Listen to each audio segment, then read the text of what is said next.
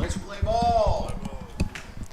And welcome to OCA Baseball. We are getting set to bring you Academic Magnet High School versus Oceanside Collegiate Academy in just a minute. We will get started with the starting lineups.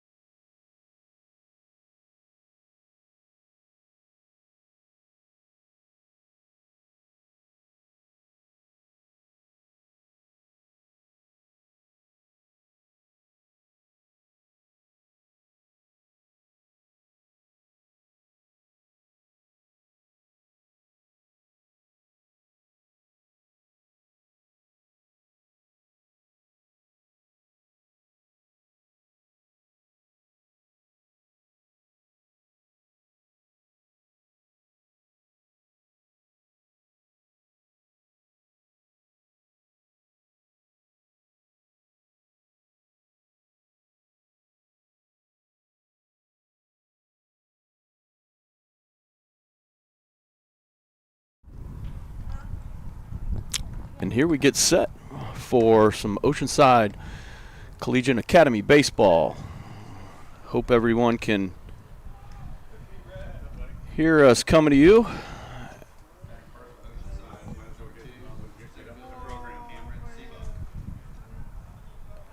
As the first hitter steps into the plate, Cameron Seabuck.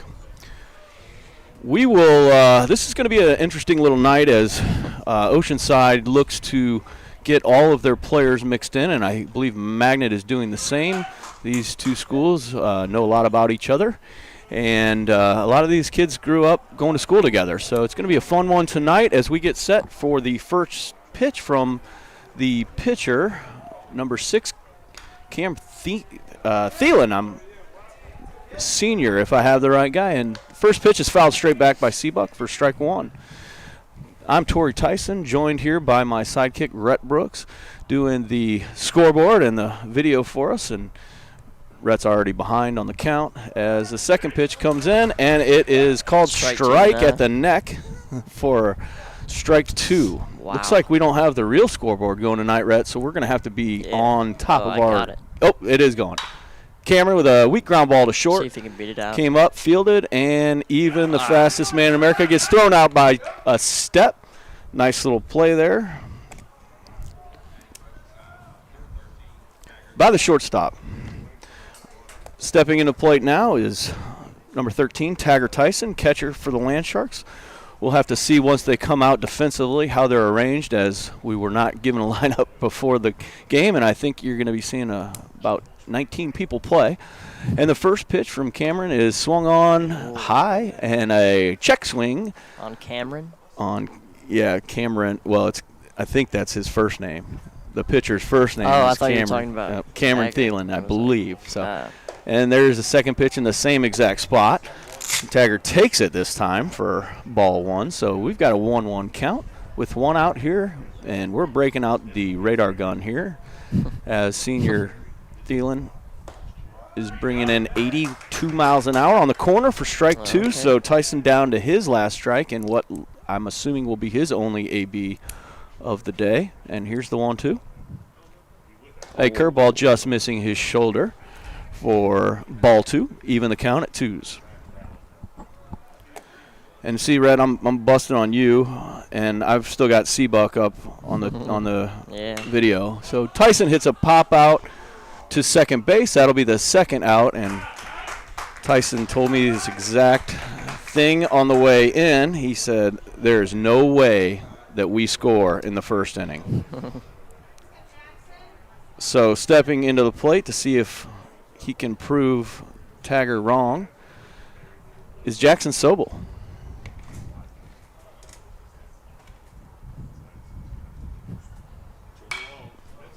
First pitch swinging, fouled it off. So we're looking at 2 outs and an 0-1 count. Yeah, I don't think that's Cameron on the mound. I'm acting like I know who they are. And ball inside at 82.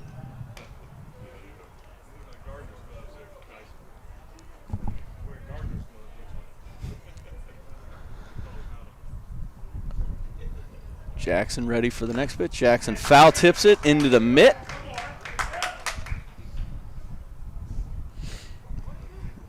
Catcher Martin behind the plate, a sophomore.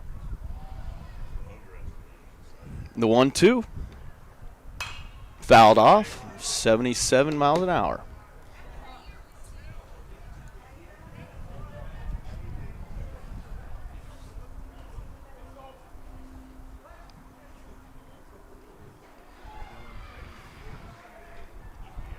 The 1-2 in the dirt, even the count at 2s again. Thielen looking for a 1-2-3 inning, and we'll see if Academic Magnet is going to pitch by committee or let Thielen keep going. Jackson smokes a line drive in the gap, and that's going to get to the wall. Even someone with the genes of Mike Sobel is going to be in third base standing up with that one, as Jackson put some good wood on that ball, and, I mean, that thing got out to the wall in a hurry. That's how you used to hit them, Rhett. Yeah, all right. Maybe in the infield. Well, Jackson can't beat out those infield ones like you can. Hey, and that brings up Dylan Dampier, cleanup hitter with the go-ahead run on third here in the first. As we know, Oceanside has been notorious in the first 5 games for leaving runners on base in the first couple innings. Dylan, ground ball to short, and that'll be a routine play. Over to Viraswamy at first, and that is the first inning in the books, as OCA cannot scratch for a run. Magnet's crowd going crazy. They're pumped up, and we'll be back for the bottom of the first after this.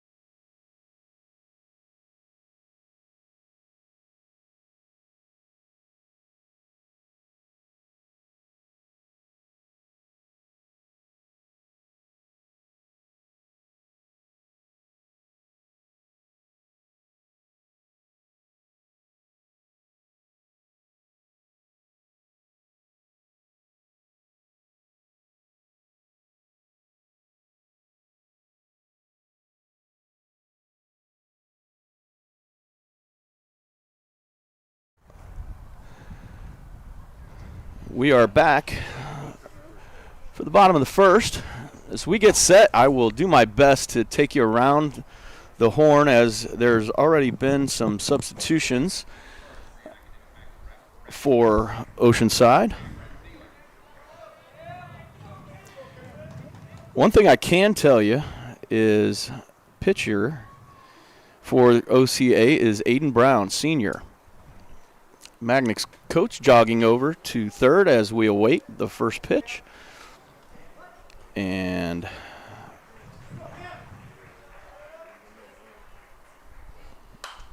fouled straight back, out of play. So Aiden Brown takes the mound. against, it looks like Thielen, today's starting pitcher for Magnet, is leading off, and I do think it's Cameron now that I see the stance. In the box, as Cameron shut down Oceanside in the first, and Aiden hits the mascot with his second pitch of the day. We've got a 1-1 count here.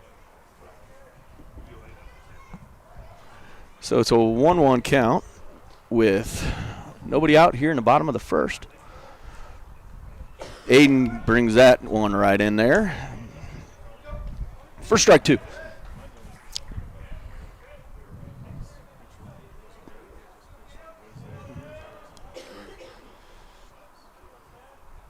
Let's see what Brown has with his 1-2. He goes trying to get Thielen chasing the high, hard one.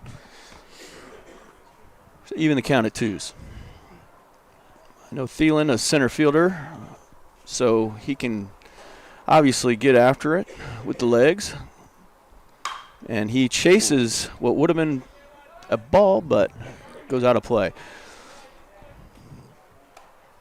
We'll get the radar gun here on Aiden as that last pitch came in at 80.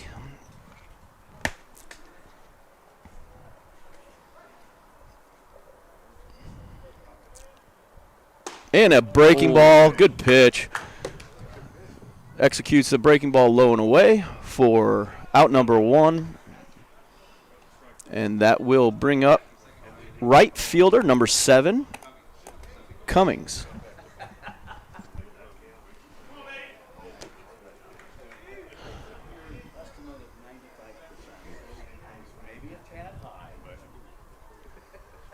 And the first pitch is upstairs, way upstairs, called a strike. So he has been, home plate umpire Jimmy Johnson has been consistent with that neck-high strike today. And Aiden gets him chasing strike 2.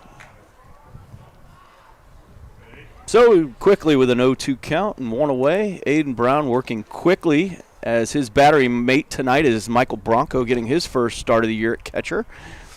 Bronco calling the game behind home plate today. And he got him chasing the high, hard one. So Aiden Brown quickly in his first OCA start with 2 punch-outs.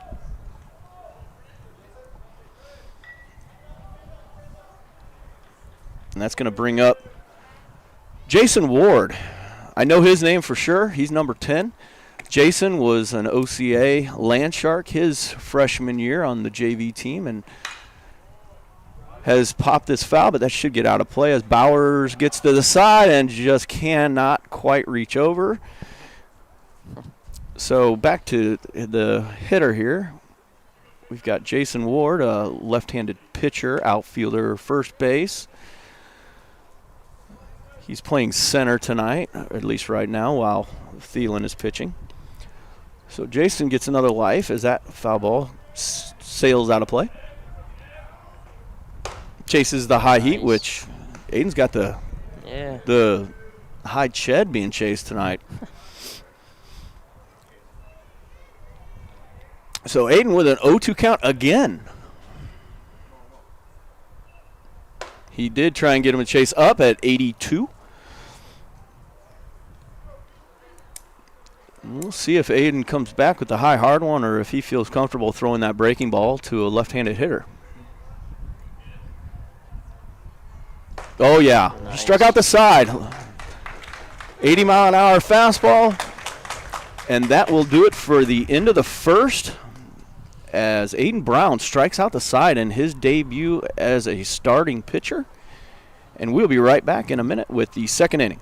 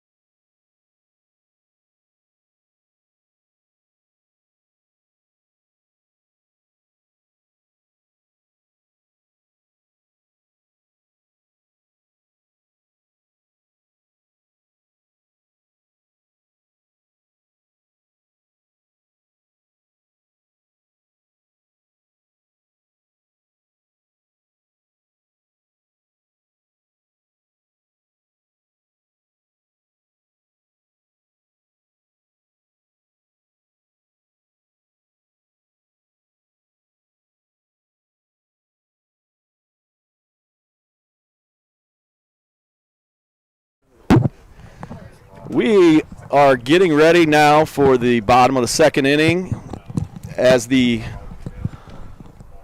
Oceanside Land Sharks plate one in the last half. But lose 2 runners at home plate.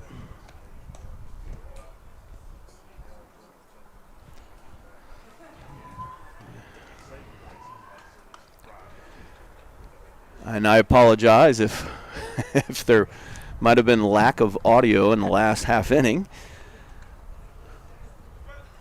So we've got a lot of things going on here, but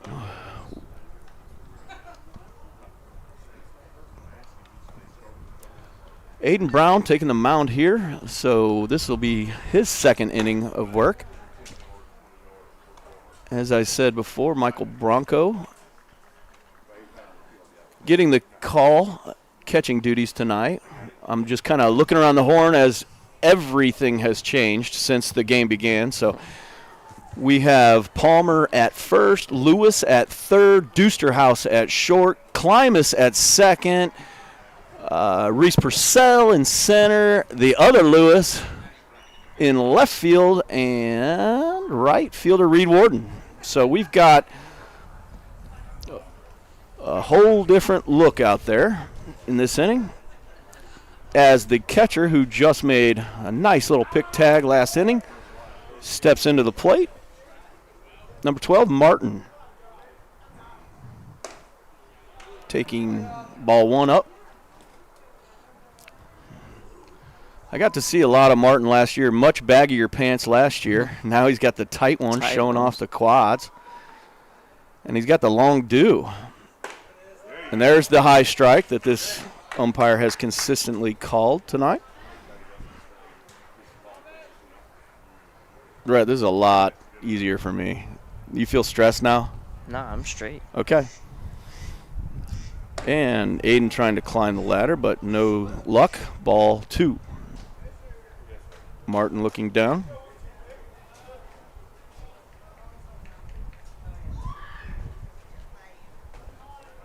And the 2-1's on the way.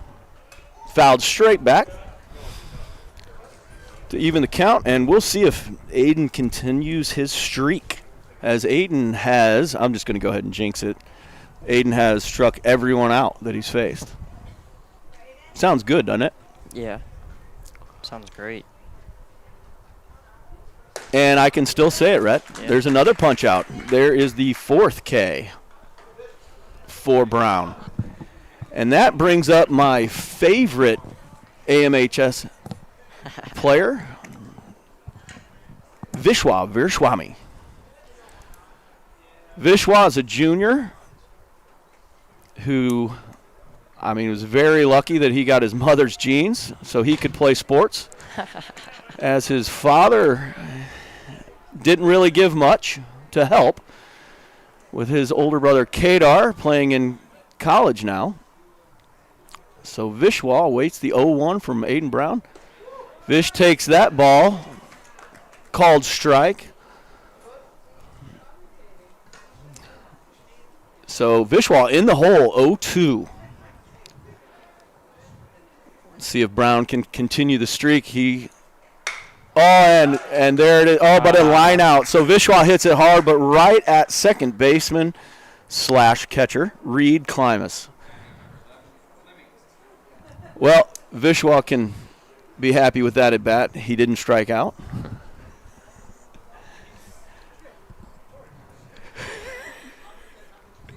His dad's trying to talk to me from around the side. We'll move on. Oh, there's a high ball 1. So now we're looking at Fleming, left fielder, at the plate. So Viraswamy screws up the all strikeout game for Aiden Brown. And now Aiden gets back to work. 2-0 count.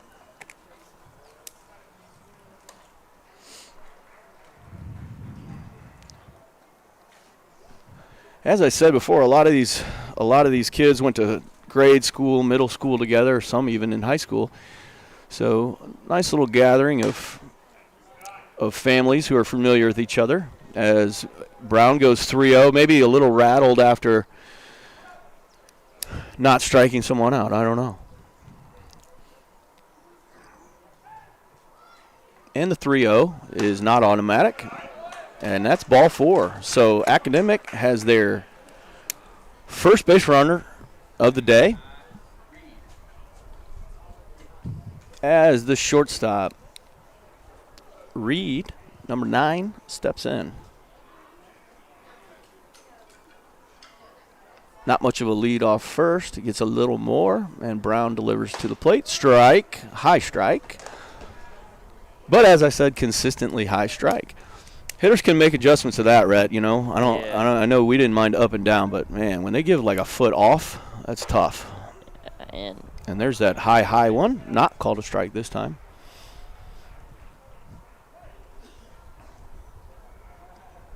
So we got the 1-1 pitch with 2 outs. Bigger lead at first. We'll see if we have action. Fouled straight back. 1-2.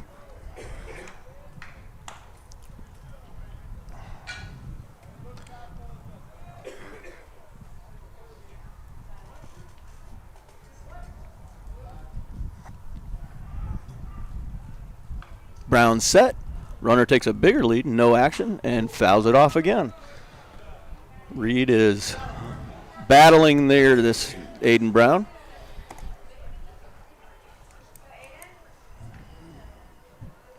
I think we've only seen one breaking ball, Rhett, that one punch out. And there it is for another punch out. And there's 2 out. I'm not sure what's going on. Oh, my. It's definitely strike 3. He thought it was a walk. Oh, they didn't know he swung. So the field umpire gets it right. And nobody really knew what was going on there, but that's definitely strike 3 on the swing. And that will take us into the 3rd inning. We'll be right back with more Oceanside Landshark baseball.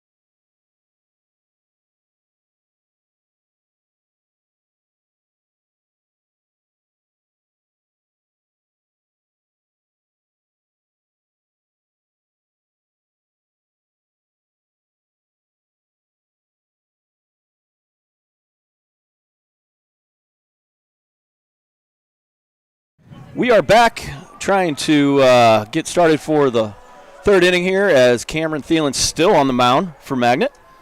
Dylan Baker steps in for his first at-bat. As I try and find his artwork. There we are. All right, now we're all set. We got a 1-0 count, and Dylan Baker set for the 1-0 pitch. And see a little fastball 6 inches off the plate. It's called a ball now. Yes. Baker. Baker is definitely a quadzilla, you would say. Fouled straight back. If Baker could get his legs into this ball, it's going to cut the wind. Yeah, for sure. Just pull it right down the left field line. So we're set for the 2-1. Breaking ball just misses inside. 3-1. The Magnet parents are not happy, as that was a strike last inning, but not today. It is inside. And we go set for the 3-1, way outside. Ball 4. Baker draws a walk.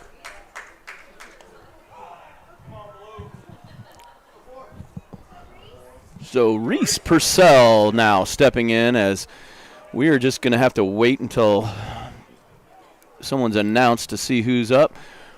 So we've got a runner on first, and Reese Purcell at the plate. A ball blocked by Martin. Cannot advance. I had the pleasure of watching Martin catch as a freshman on this varsity team last year, and he is a workhorse.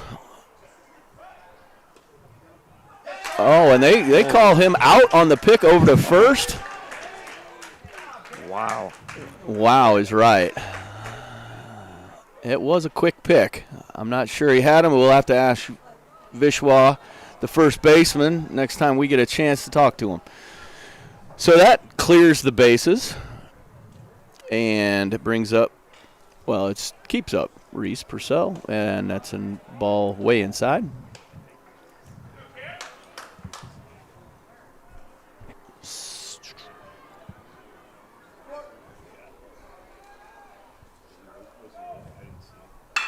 Purcell hits one hard on the ground, just past the diving shortstop. So he's got a knock on his resume for Max Preps, and that's going to bring up catcher Michael Bronco.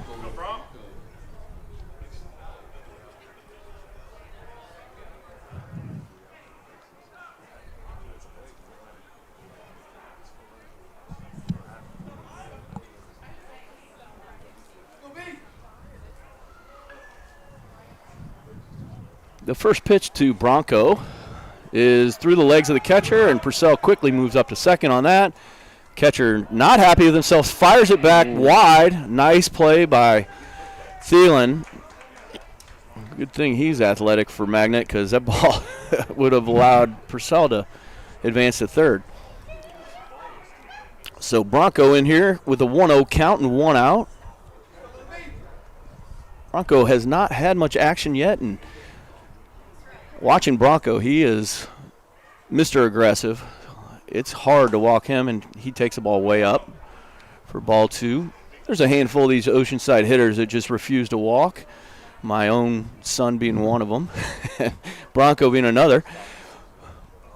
But they have aggressive ingrained in them. So this 2-0 pitch, we'll watch and see if Bronco unloads. He does for a first strike. On the corner at 81. So we're looking at a 2-1 count. Purcell on second. 1-0 ball game here in the third inning.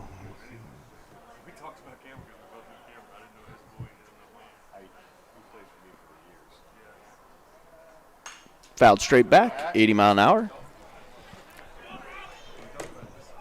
So we'll see if Thielen goes with that little slider he's been thrown in there. Now that Bronco's seen 4 straight fastballs. Bronco getting closer and closer to timing that up, as that one was fouled straight back. Catcher set up away. And fastball called strike to Bronco. Oceanside fans think that ball was low. I can't tell from back here. So we're going to have to roll on. And the next hitter is Josh Lewis, stepping to the plate.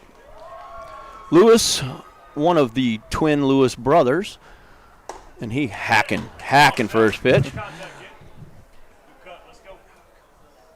So Josh is headed to Northwestern to play baseball there, Northwestern College, as is his twin brother, with Reed Warden waiting on deck to see if we can get something going with 2 outs here.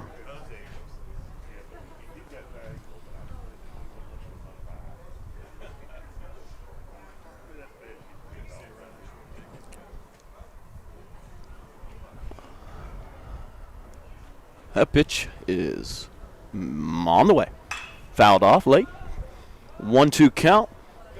Now Purcell will be moving from second base on any swing here from Lewis.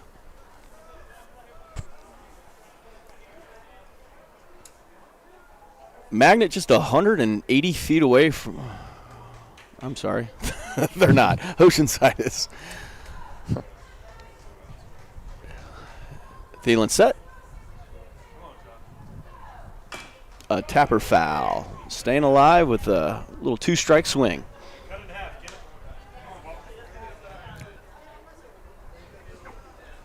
Thielen staying with the fastballs mostly tonight. We've only got 2 breaking balls written down at this point.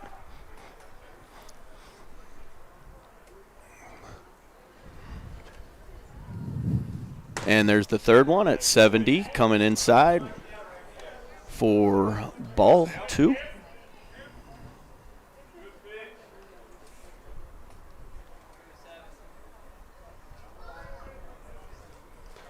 So Josh Lewis awaits the 2-2.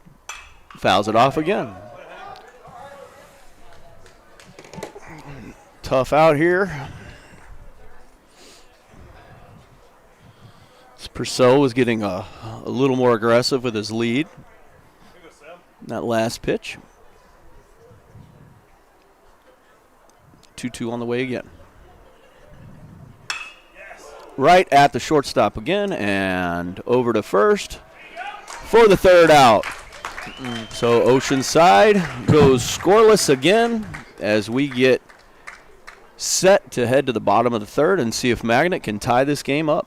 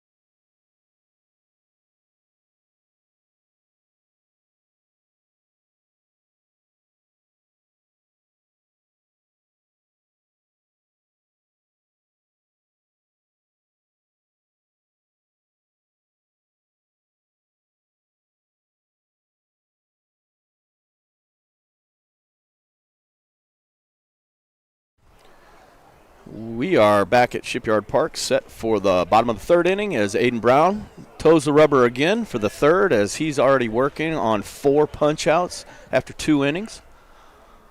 And there's strike 1 right out of the gate to 8-hole hitter Smoke.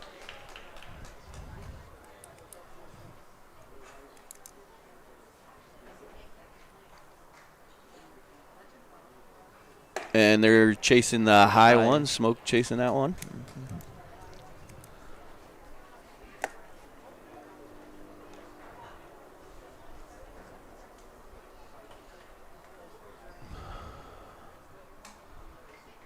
And he goes down swinging at strike 3. So Brown with his 5th punch out of the day will bring up freshman second baseman Sammy Solari.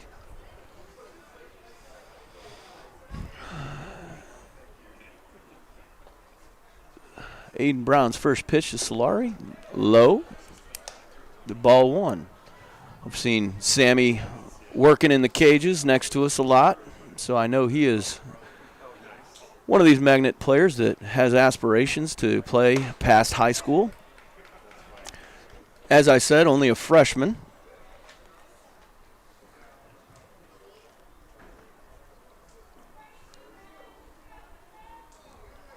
He's standing in with a 2-0 count from Brown. Brown comes right down central with strike one.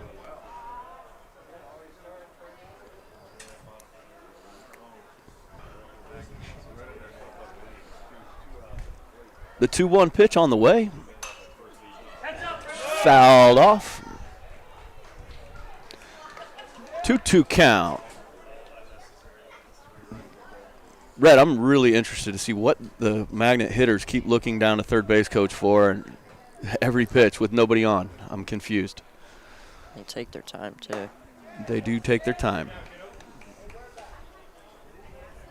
I don't know what sign could possibly be given. 2-2. Maybe the don't strike out. 3-2. Don't strike out sign. That's a good one. Man, he walks him on the high one. So Sammy Solari draws the 1-out walk. And we will roll the lineup back over to Cameron Thielen, who has really given these OCA hitters fits on the mound. Brown looking for a double play ball. He quickly delivers, kind of a quick pitch there.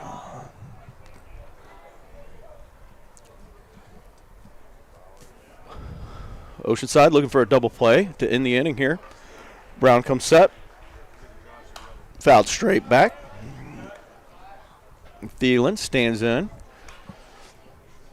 with his all-white shoes. Those are good-looking shoes, right? Yeah, I like them. Now the bat, I don't know. Nah. That's really orange. It's pretty old. Welcome to Judgment Central with Rhett Brooks and Torrey Tyson. Well, it's like the new bat right now. Oh, it is. Oh, what is? Oh, I don't. Yeah. Jeez, I don't know. We're waiting on the goods, or. Oh, I would have it. We're waiting. Well, they don't have it. Playing. It's out of stock. We've been waiting on the 2022 for months.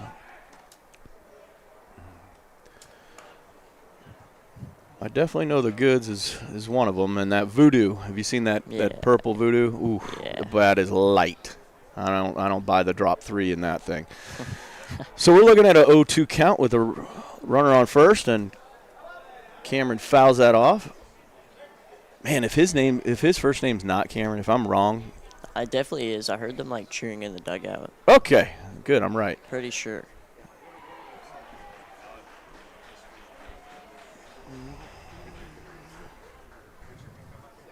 Oh, there's a little breaking ball, and I'll tell you what, Thielen did a great job because I saw him absolutely buckle on that, flinch, and then just an emergency hack and foul it off to stay alive. I mean, that was a good breaking ball. That thing just caught halfway home. He could throw that again. That's a solid pitch. And the high heat, and Thielen slaps it foul, staying alive. Toughest out of Aiden Brown's outing so far, as he did get this batter in the first inning, chasing the high heat. Looks like Thielen just refuses to strike out, and the umpire flinches on a pitch outside.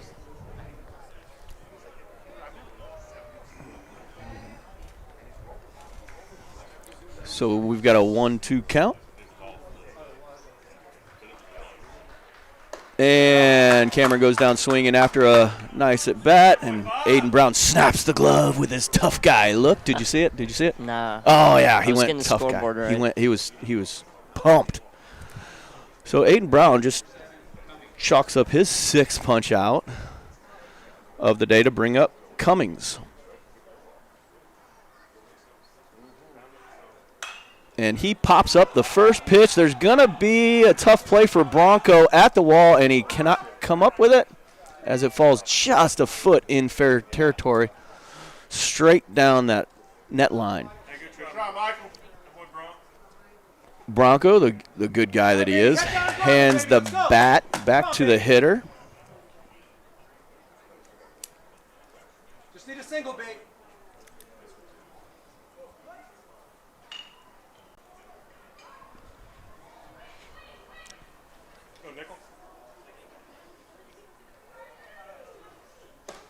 There's strike 2 on the corner.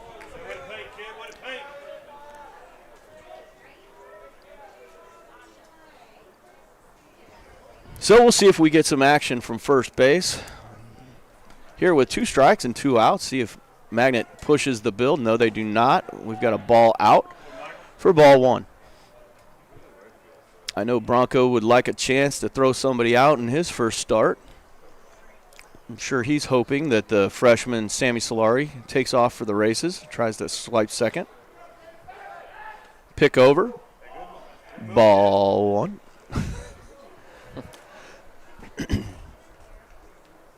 Andrew Palmer, that's his first start over there at first. If he did start there, I don't know. I didn't really look.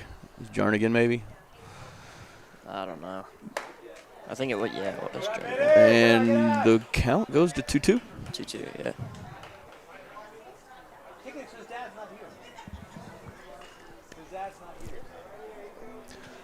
I'm hearing from the crowd that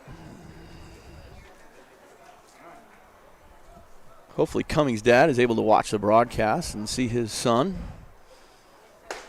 swing through that pitch by Brown for the 7th punch out of the day. So even though Magnet gets a base runner, they spoil any opportunity of scoring as Aiden Brown mows down the side, and we move into the 4th with Oceanside up 1-0.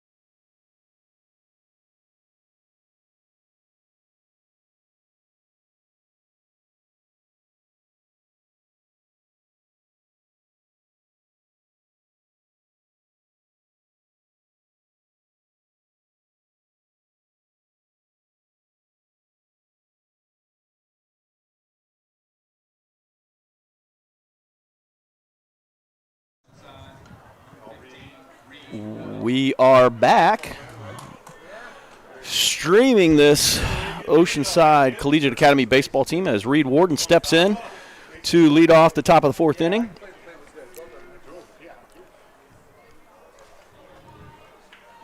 First pitch is fouled straight back. Man, a lot of foul balls tonight. Yeah. Warden wearing number 15 this year. Not sure what he was last year, but it wasn't 15. That's a totally different look. I can't get 33 out of my head, but yeah, I was just thinking that. And there's that breaking ball inside called strike 2. Across the plate. Now when you catch it, Blue, come on. Oceanside families don't like that call. And the 0-2 is fouled off at 82 miles an hour.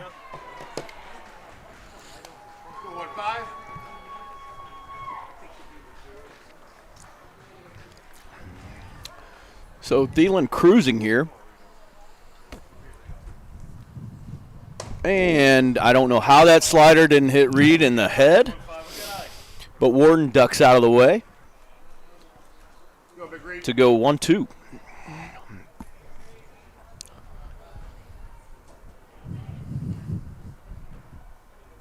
Ooh, just misses him up there again. 2-2 count.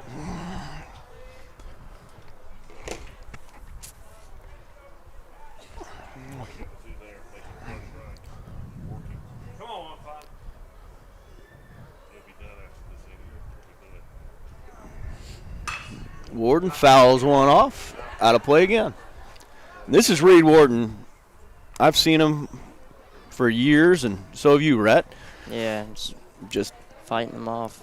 that's it. Fight, fight, fight, and probably squirt one like perfectly placed, Yeah, a little blooper. like a blooper or something. We'll take anything. And he blows him away with a fastball. We'll sit Warden down. And that brings up Marcus Dusterhouse. Dusterhouse has been playing shortstop today.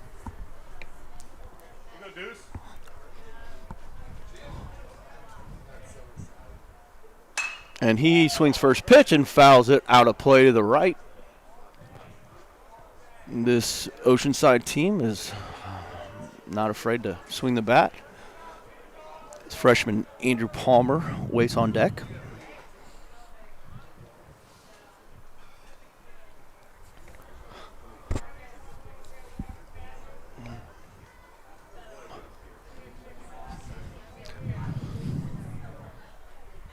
And Dusterhouse chases one just over his head.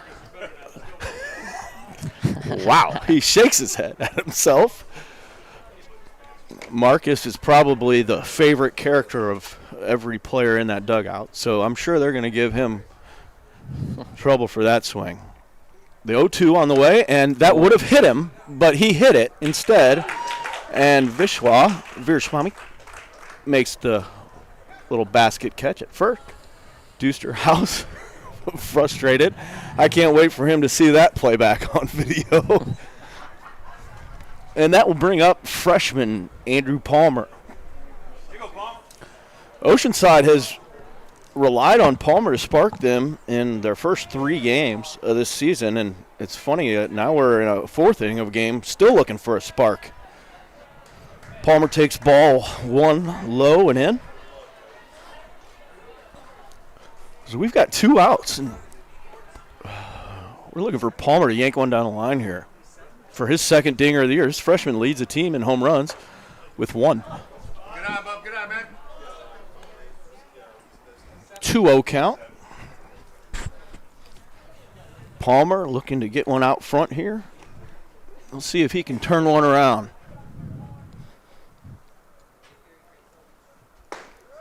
He takes a fastball away, 78 miles an hour. For strike 1.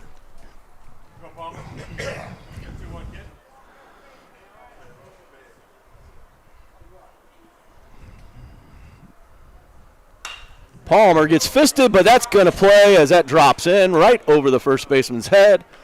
And Palmer has himself a little bloop single, and he'll take it. Will take it. Jacob Lewis, the other twin, steps to the plate. No offense to Jacob. He's not really the other twin. He's just not the first twin.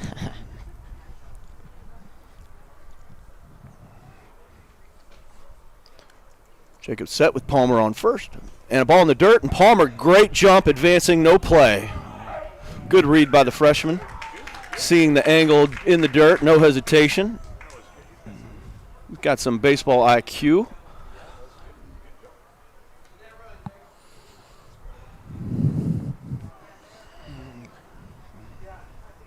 And Lewis gets set for the 1-0 now with a runner in scoring position with 2 outs. He taps one foul, shaking his head, smacking his own helmet.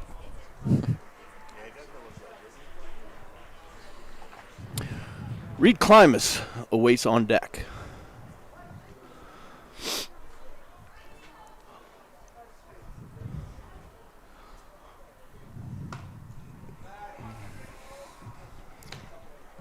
Thielen has done a good job throwing strikes, and Oceanside hasn't been able to get to him. He's also done a good job. He's quick to the plate, so the running game is going to be tough to get going tonight, how quick he is to the plate. Not to mention he has a good pick move. You can ask Dylan Baker. Lewis skies one out of play to the right side here, and we'll do it again. So that'll run the count to 2 with Palmer on second. So we've got 2s wild. Go 1-2.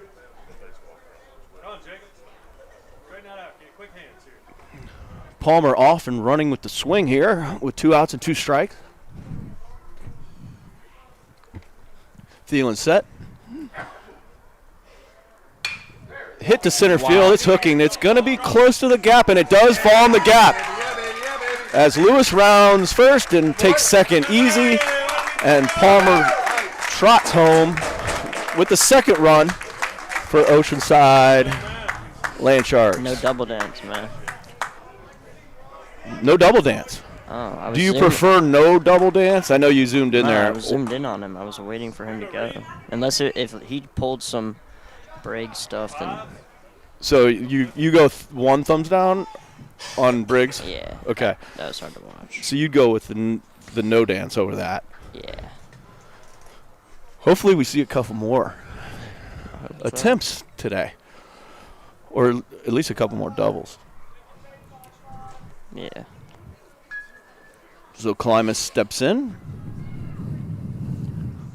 He's swinging first pitch too, and I'm pretty impressed because something I failed to mention is this is Magnet's first game while Oceanside has played 6 games. Wow. However, so this is the first time Magnet has seen live pitching. Oceanside has seen live pitching, but most of the players in the lineup right now have not played this year. So we've got a lot of players, including Reed Klimas, who are getting their first at bat of the season tonight. Not the easiest sport in the world to sit around for weeks and then jump in there. It's sarcasm. It's very difficult. And a breaking ball way high.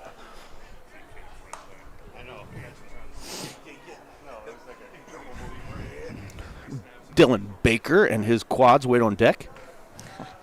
Or the 1-2 pitch on the way to Klimas. Klimas chasing strike 3 up, and Munger is cruising. However, Oceanside gets 1 run on 2 hits. I made that up. And we will move into the bottom of the 4th. Oceanside up 2-0.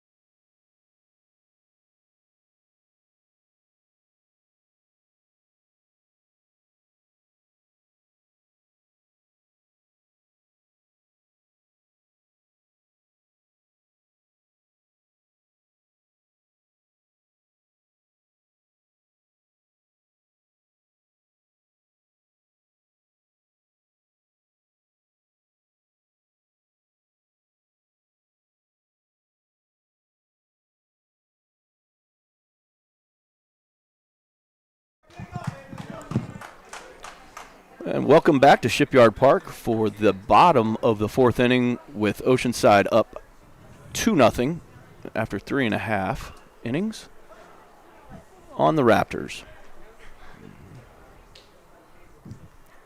Aiden Brown still on the hill. Let's see if he can continue the no-hitting streak. Hopefully I'm not jinxing it.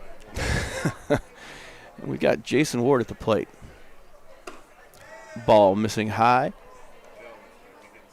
as Brown has 6 Ks on the day. I don't know his pitch count, but at least 18 pitches in those 6 strikeouts. I know that much. The 2-0 on the way, and that's ball 3.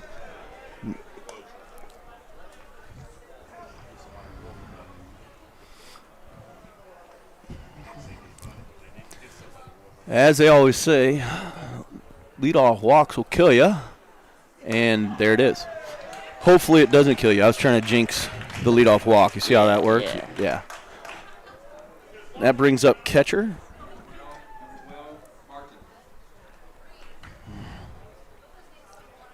Martin, the catcher.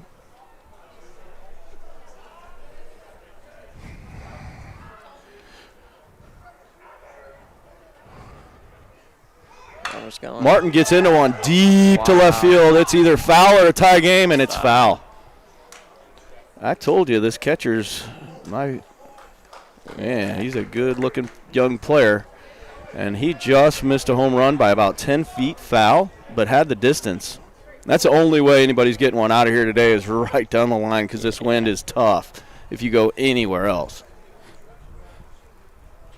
Briggs Sullivan made a run at it in the first. Short hop in the left field wall. And we got a pick over. No.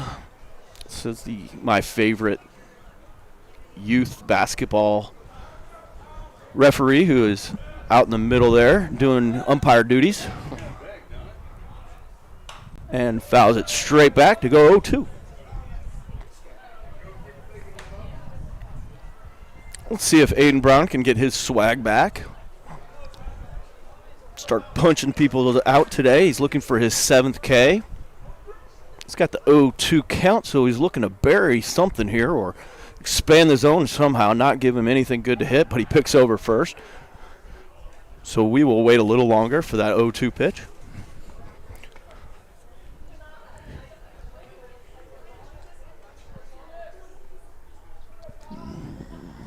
The 0-2 on the way. Tap foul.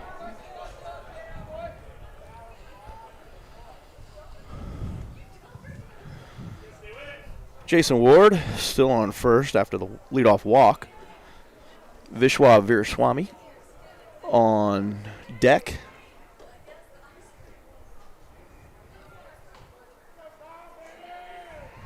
Brown pitch and check swing. Good block by Bronco. No check of the swing.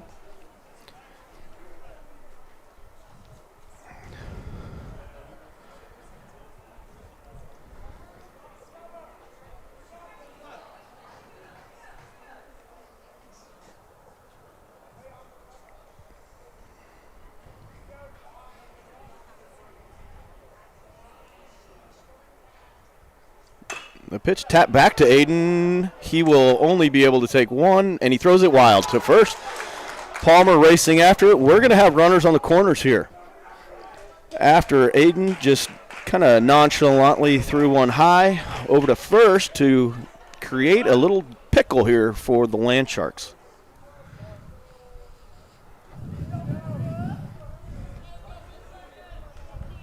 Head coach Richie McCullough over in the dugout. Not sure this was his plan.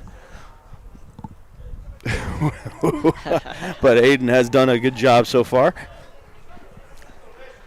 And as I said, Vishwa Veeraswamy at the plate, who lined out pretty hard to second. We've got action. We got the runner going and the throw from Bronco. And the ball is cut by Marcus Dusterhouse. No play at second.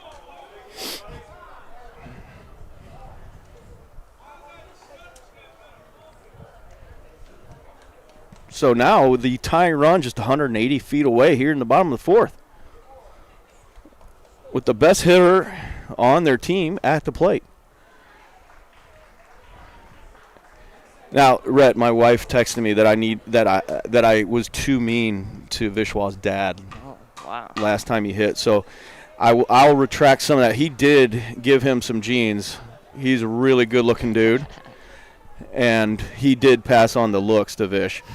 But Robbie cannot play baseball. So, sorry, hon, can't go there. And Aiden misses again, so Vishwa in the driver's seat here, 2-0. I'm sure his coach is staring him down, saying, "Don't swing, don't swing." Swinging. What do you think? You think he's swinging? I hope he's He's swinging. probably got the Let it takes go. in, but He I is would not swing. swinging ball 3. Now he should not be swinging. So it's 3-0, and as I said before, Seabuck and Tyson run down to the bullpen as Cameron Seabuck might be the next option for the Land Sharks. As that ball's outside, Now the bases are loaded. and out comes head coach Richie McCullough. No outs. And it looks like we have no outs. Base is juiced. You gonna get that? Base is juiced. Tying run on second. Go ahead run on third. I'm sorry, first. Third to me. And then let's see what he's gonna do here. Think he pops him out right here and brings in Seabuck with bases juiced? I mean, I think he does. would. I think he does. Obviously, the Land Sharks pitched around Veeraswamy. Let's they're leaving. They are leaving Brown in.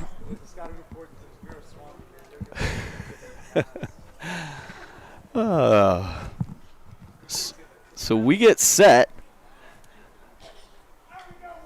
Head coach Richie McCullough saying, "Aiden, you made away," and he comes in with strike 1. I will say Richie has a pretty good visit percentage of getting out of some jams, but bases loaded, no outs. I don't see how you get out of that one unless you just punch out the side. which could happen. Could happen. Is that your call? Where are we in their lineup? 5, 6, 7. Maybe. 6, 7, 8. There you go. And there's one of them going down. So far, so good. Good visit from skipper Richie McCullough. And that's Aiden's 7th punch out.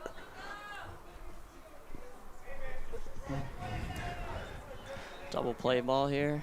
A double play would get him out of it.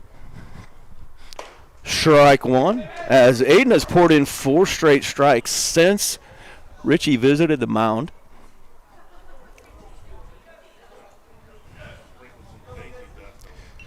Shortstop, Reed at the plate. We are looking for a 2-ball, and that ball is way outside. For ball 1.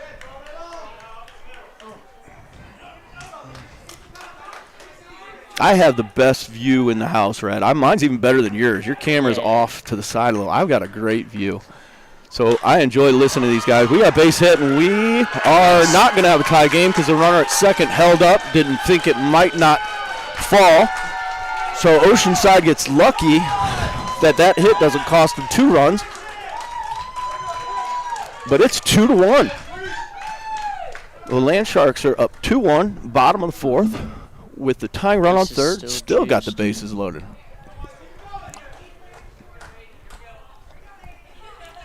Aiden pouring in the strikes now.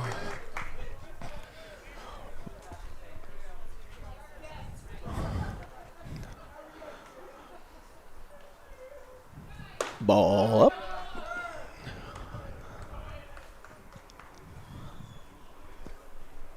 Seabuck warming up in the pen, looks to be ready. He is coming walking in.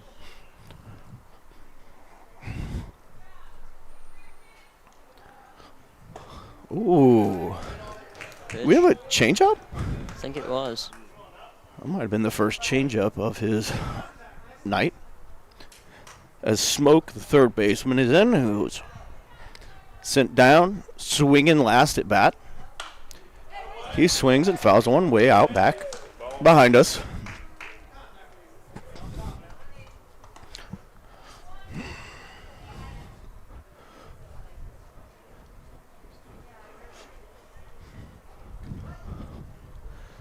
The 1-2 pitch is on the way.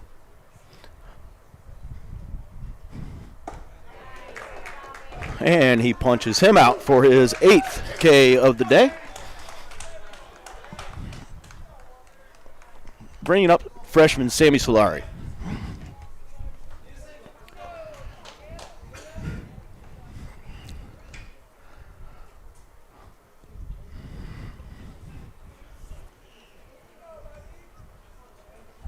So Aiden Brown looking to end this jam, missing the first pitch to Solari.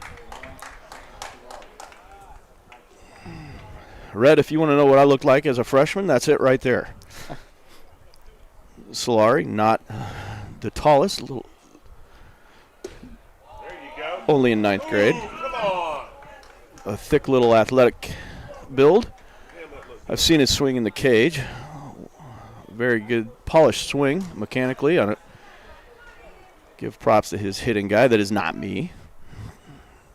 And Aiden delivers a 2-0 right down the middle, taking all the way. 2-1 count. Neither team happy with the strike zone tonight.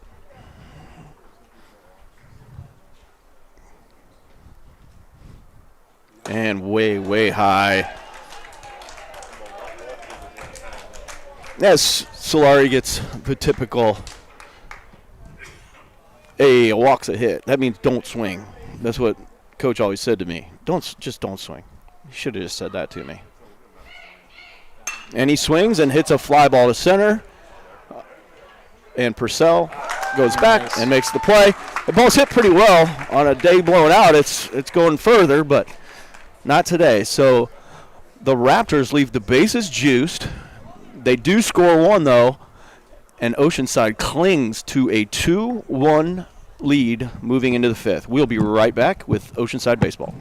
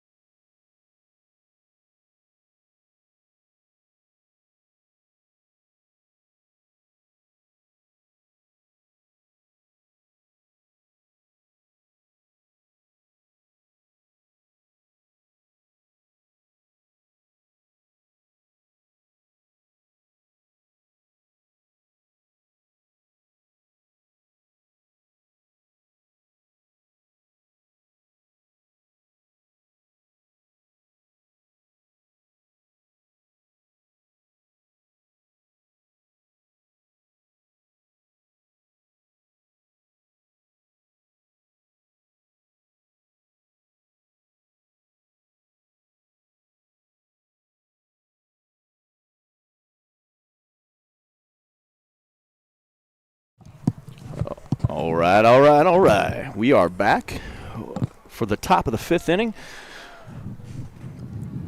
As Thielen's still towing the rubber for Academic Magnet as Dylan Baker steps in for Oceanside.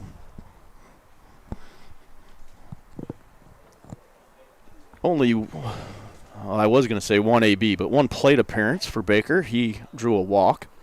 And the first pitch is way up and out for ball one.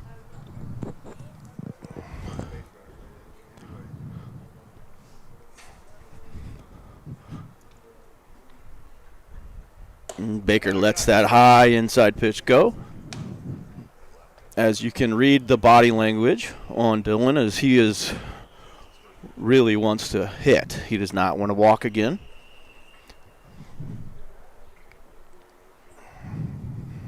And he gets a pitch to hit, but misses it, swings through it. 2-1 count, 2-1 game here in the 5th. Oceanside maybe getting a tight sphincter at this point. Can you say sphincter? There's a foul ball off. I just did twice. So, just for the record, this is not sanctioned by anyone but me. Baker with a 2-2 count.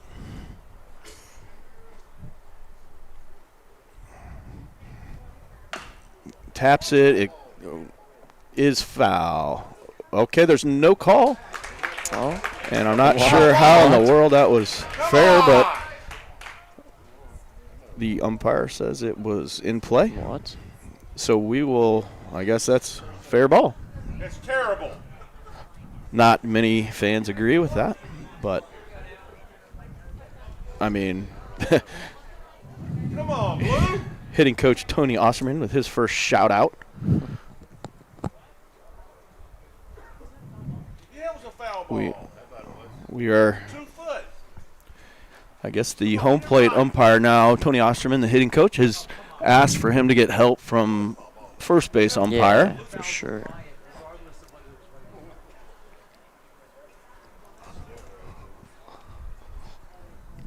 I don't know. Horrible.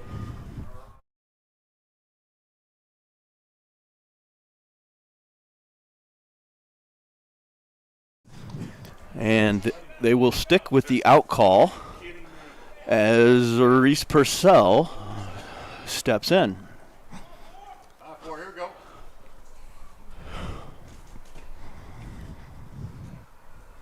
Purcell ground ball to third base, and a bad throw wide, and Purcell will turn, and there will not be a play at second. Nice. So we'll take the E5 and advance to second after the error. And it looks like Richie McCullough is going to re-enter Taggart Tyson, as Tyson thought his day was done after he mashed a pop-up off his fist to second. Thielen out dribbling the ball on the mound,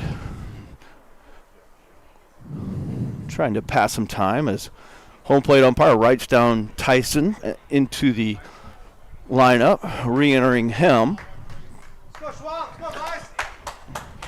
And it looks like Jackson Sobel is on deck now, re-entering as well if we have action past this. Tyson takes ball 1. So we've got insurance run on second, and Reese Purcell. We'll see if he has any inklings of stealing third. As I said before, Thielen very quick to the plate. Tagger taking the high pitch to go 2-0. Good out, Tagger. Thielen doing a nice job changing things up. I don't know if he means to or not, but he went with the high long leg kick there. Yeah.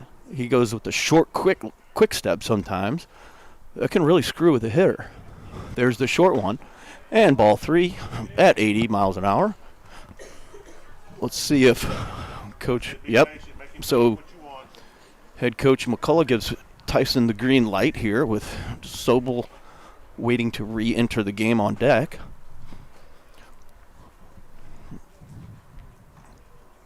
And Tyson takes ball 4. So I was correct in seeing Sobel warming up. Maybe not. Now Richie is calling him back. Yeah, he is staying in. Has he been in the whole time, right? Nah. These lineups He had are one tough at to bat, keep like, up with. First inning. Right. Yeah, no.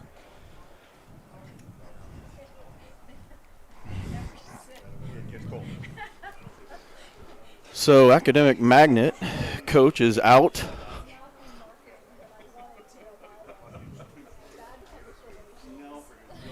Brian Monk first-year baseball coach, taking over this magnet program only about a month or so ago. And this would be a huge start to his career if they could pull off this monumental upset. And we're all set with the 0-0 to Jackson Sobel. And he swings first pitch and pops out to left field. So, quick out brings up Dylan Dampier will be re-entering as well. So I wouldn't call it the panic button, but it's pretty close to it right now. As Coach McCullough is looking for this run. He really wants this run, and so do we.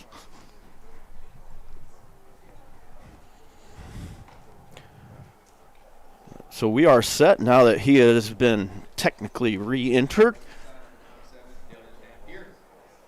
for his second at bat. And I believe he grounded out to short his first inning plate appearance against Cameron Thielen. So we'll get set again.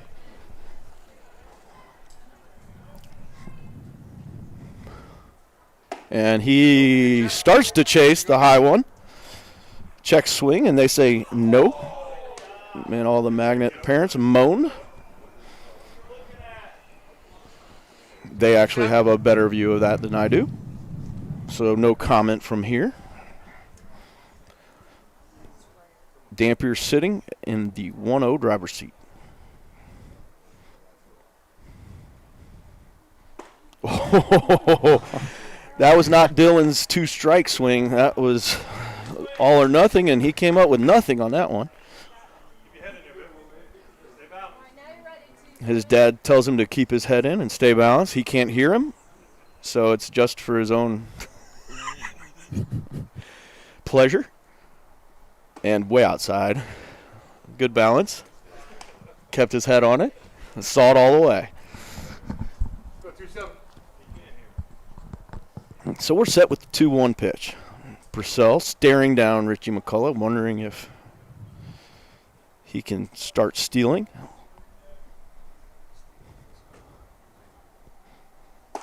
And another big swing, but a miss. We'll run everything to 2-2. Briggs Sullivan has now stepped onto the warm-up circle, as he might go back in the game as well.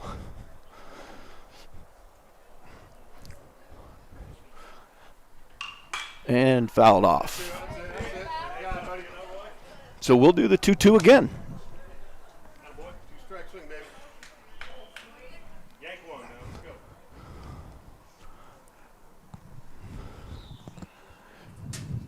We've got a rather large 6-hole looming over there with the third baseman Smoke about 2-3 steps from third base.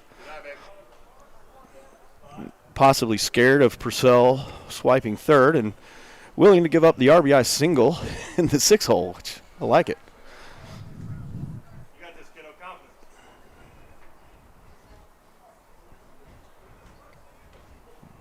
Lead off a second.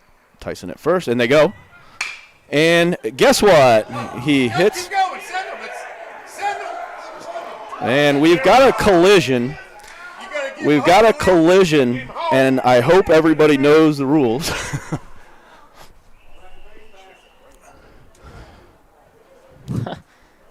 Trucked him.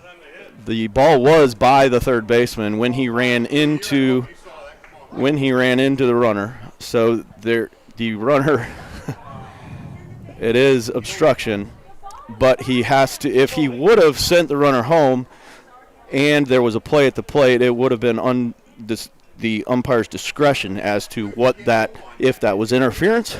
But as he stopped and stayed at third, unfortunately, there is no play at home, so the umpire is correct, and that is a correct call. He's out. It's interference. No. So if the ball goes past a fielder, then collision. Yeah, it got by the third baseman before he hit him. That's a judgment call. We've got it on video, so hopefully all these parents, both sides are mad, as Oceanside thinks that the runner should be awarded home. The Magnet families are mad because they think he ran into the runner, but the umpire for once got it right. That's why he's my favorite umpire. He got that right, and he coaches the 11-year-old girls really well as the referee. So we're looking at bases juiced, 2 outs, and Briggs Sullivan re-entering. And, man, would this be a good time for another double from Briggs? We kind of wasted his double in the first. Or was that the second? That was the second. I think it was the first. First? Got him in the sweet spot. 2-0 is Thielen set. Dampier on first. Tyson on second. And a strike on the inside corner. Runs it to 2-1.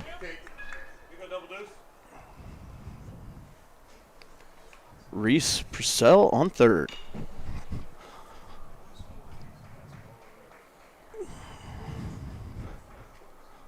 And a ball outside. Leave it out there. Thielen not liking the call, just missing away. Okay, 31, hitters count. Let's go.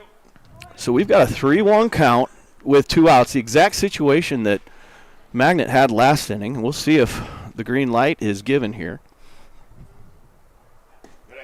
And he takes ball 4, RBI walk. And that will put Oceanside up 3-1.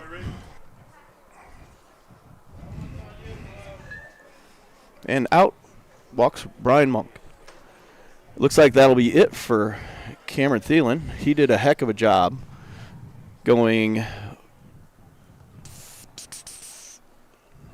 4.2. I'm closing the book prematurely, maybe? No, I'm not. So he goes 4.2 innings and only gives up 3 runs, but he leaves 3 runners out there. And it looks like Richie is – what's he doing over there? Who we got coming up? Chase? Yeah. So it looks like he is going to put Chase Jarnigan in to face Vishwa Veerswamy. As we await Vishwa warming up, I know the runner at third, Taggart Tyson, career batting average of 0 off of Vishwa. Yeah. Oh, he remembers it well. So Vishwa has faced some of these hitters before. He's also, as I said before, grown up with these guys. So he's probably going to face some of his buddies here in a jam-packed situation where we've got runners on all the pillows and Chase Jarnigan awaiting these warm-ups.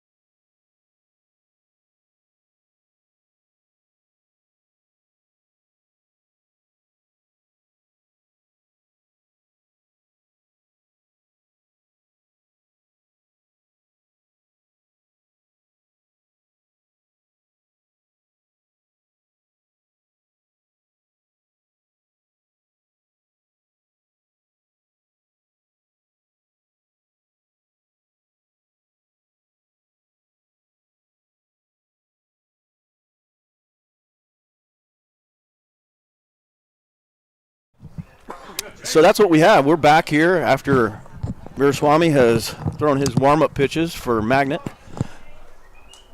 So we've got 2 outs, bases loaded. Chase Jarnigan at the plate. Vishwa Veerswamy delivers the first pitch, and it is a strike 1. Vishwa has ice water running through his veins. No fear at all. What I know about this guy is he doesn't care. He is not afraid to fail. and Jarnigan hits a blooper in the center that falls, and we might have another one at home, but we don't.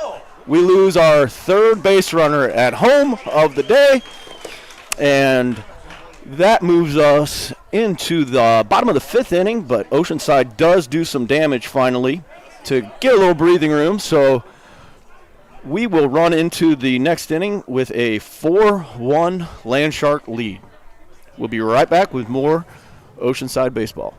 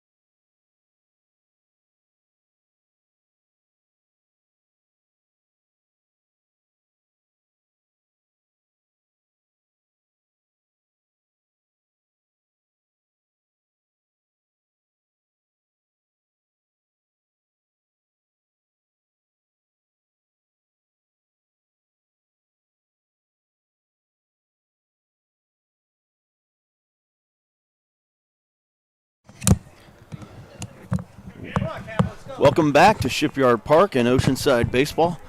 We've got Cameron Seabuck now taking the mound, as you can see his. And we got a bunt attempt by top of the lineup, Cameron Thielen, who went 4 2/3, gave his team every chance to surprise these Land Sharks. Seabuck set, breaking ball, as Tiger Tyson has stayed in the game to assume catching duties. And rolling around the horn, Andrew Bowers has been entered at third. Jarnigan stays in at second. Jarnigan at first, as Cameron fouls off. Strike 2. Briggs Sullivan stays in at shortstop. Daniel Schilling at second. Dylan Dampier stays in at right. Jackson Sobel in center. And Aiden Brown, I believe, stays in left field. My eyes are not as good as they used to be, but I'm pretty sure that's Aiden out there. So Cameron Seabuck on the way with the 2-2. And strike 3. Nice, Cam.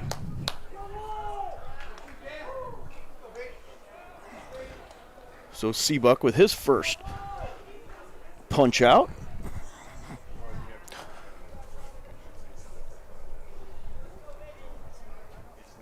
Bringing up Beatty Cummings. He takes strike 1.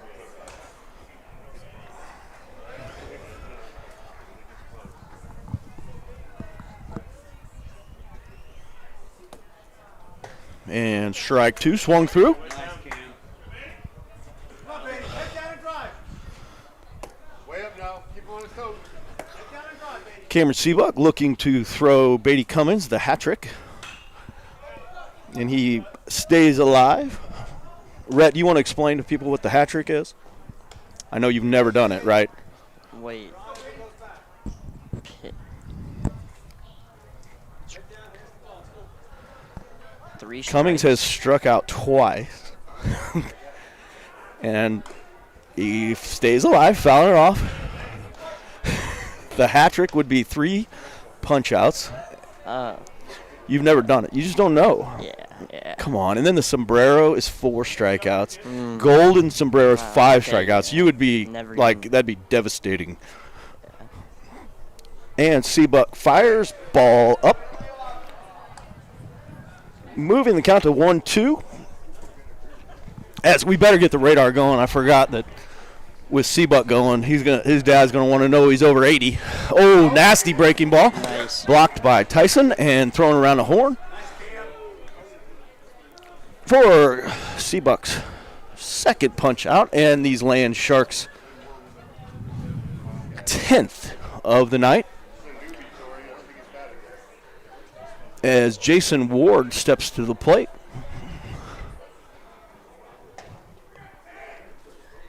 Breaking ball starts him bouncing it. 1-0.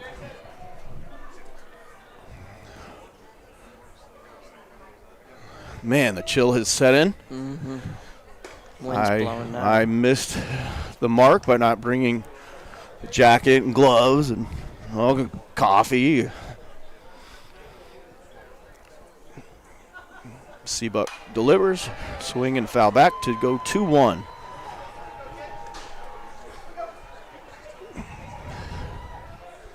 So now these Raptors are getting a look at the almost actual starting lineup. And Jason rips one to right for a hit. Dampier gets over there to cut down any chance of a double. But Ward with a hard hit single to right field gives this Academic Magnet crowd something to cheer about.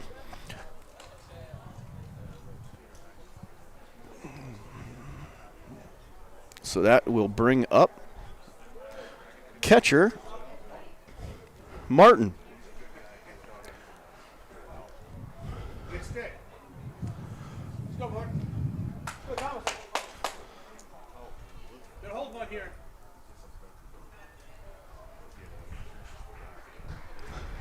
Breaking ball misses. No, it doesn't. It's called a strike. I guess I should just wait in these high school games until the umpire calls it, because if it's a foot outside, I assume it's going to be a ball. 0-1. Strike 2. Martin not happy with either.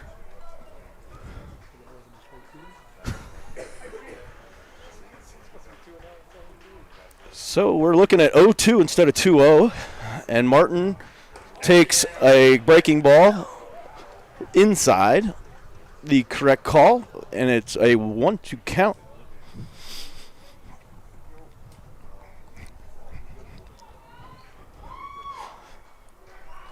And a breaking ball blocked by Tyson. Can't advance. Oh, he's not. He's trying to show it off and pick off one of his old buddies, Jason from first.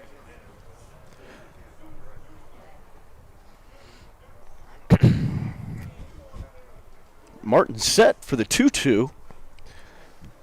Seabuck's already fed him 3 breaking balls. Let's see if they go to it again. They don't. They chat him away with 84.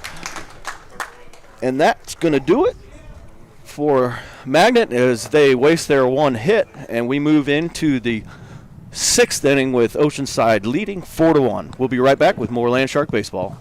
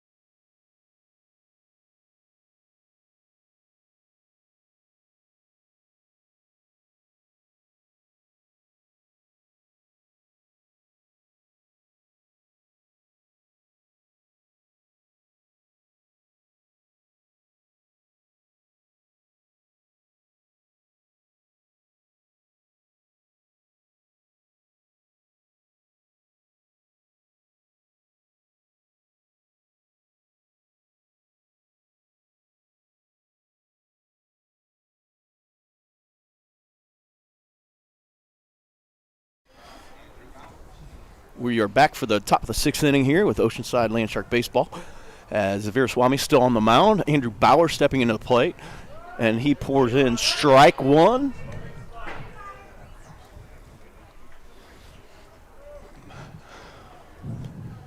Bauer's just re-entering the game last inning. Takes a ball up. It's true. 1-1 count.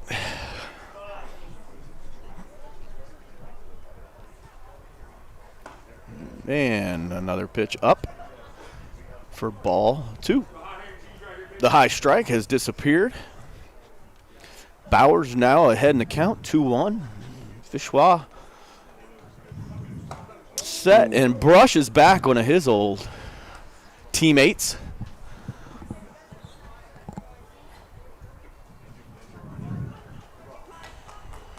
We got a little Moultrie Patriot matchup here.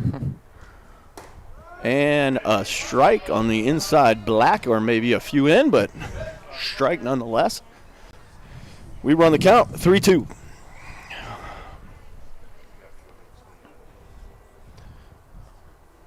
Bowers down the line. We've got a play by Smoke, and Bowers beats it out. Does not advance to second as the ball kicks back to the right fielder. What do you think, Rhett? What's the unofficial ruling there? I think it took so long. I think it's a hit. Yeah. I think he beats it out. Yeah. So I think He he's caught it over there, like, on the line. So 3 we'll feet see behind how the that's base. called on Max Preps, but goes down for a gift hit from Magnet to us. In my book, which means nothing. Oh, and Daniel Schilling gets in and ducks from the first pitch. Rhett, you remember we got ice? Yeah. Yeah, we They got said it ice. earlier. Oh, you did? No. Somebody did? What's his name? Jeff. Big Seabuck. Uh-oh, catcher mishandles that. And Bowers advances to second. That'll go down as a pass ball on Martin, at least from the look up here. Now Schilling with a runner on second and a 2-0 count. His job here is to make sure Bowers gets over to third base.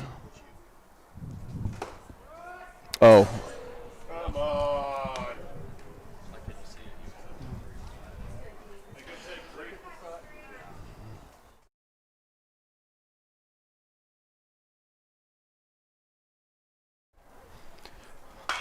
Schilling with a pop-up to short, and that's not going to move Bowers over.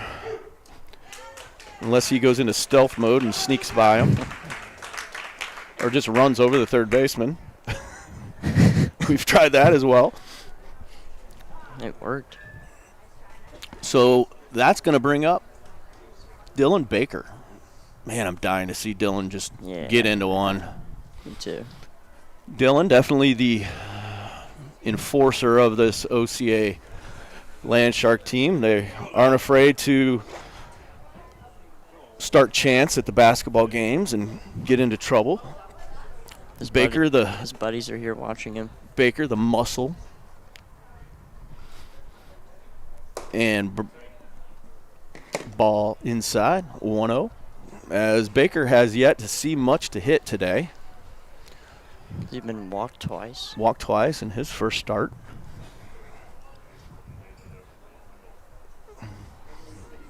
Ball 2.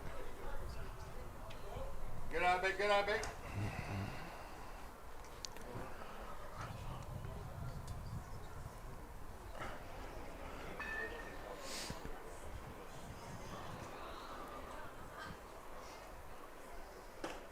Big hack from Bake. Coming up with nothing. He'll do it again with a 2-1 count on this time.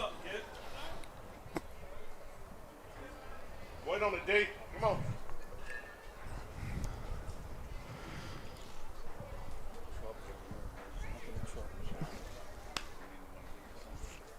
Baker chasing again. Up. Martin ready to throw.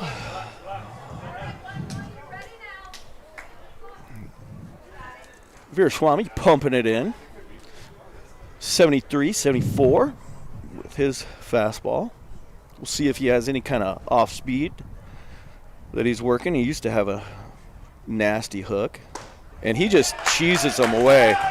74 just off the plate, called strike 3.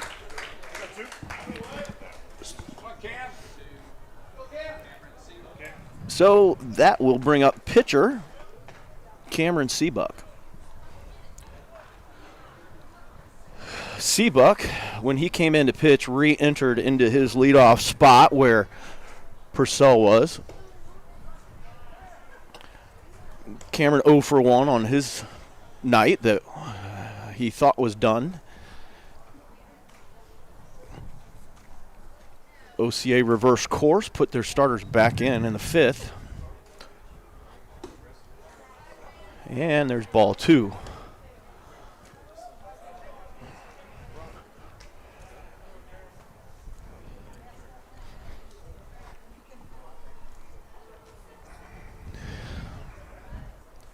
We've got a little junior River Dog matchup here. Come on. And a nice little call on a low pitch to Seabuck. Puts Veeraswamy 2-1 count.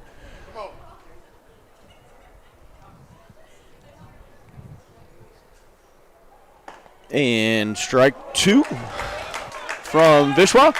Cameron Seabuck not liking the call. Head coach Richie McCullough saying, hey, it's a big zone. It's a big zone, basically telling his hitters, hey, don't let the umpire take the bat out of your hand. And nobody can call that one a strike, as that's a nice little stop by Thomas Martin.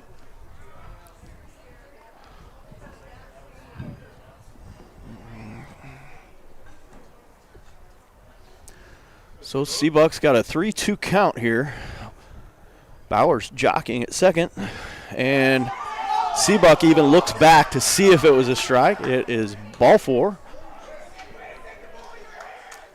And we've got 2 runners on now, and Tyson coming back up to hit again. After he popped out in the 1st and walked in the 5th. He's back up with Bowers on second, Seabuck on first, and Tyson putting his batting average, his lifetime batting average of 0 against Veeraswamy. He has his number. And he takes a pitch right down central at 97 miles an hour. Veeraswamy sitting at 95 to 97 miles an hour as Tyson gets set. 96 just missing away. Go 1-3. Be aggressive, kid.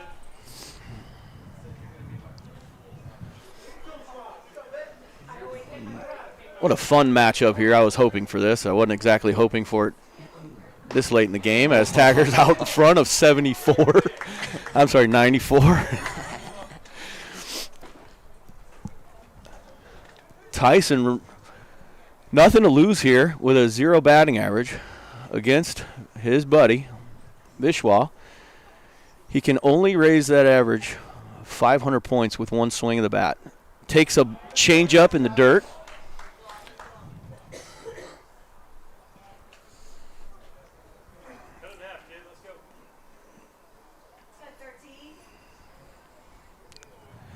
And we're going to have runners in motion here. So a single is going to easily score 1. A single might even score Seabuck with his speed. But we got a punch out. And sorry that I get excited as Vishwa punches out Tyson to end the inning to keep that career batting average alive. Oceanside goes down, and we move into the bottom of the 6th with a 4-1 game.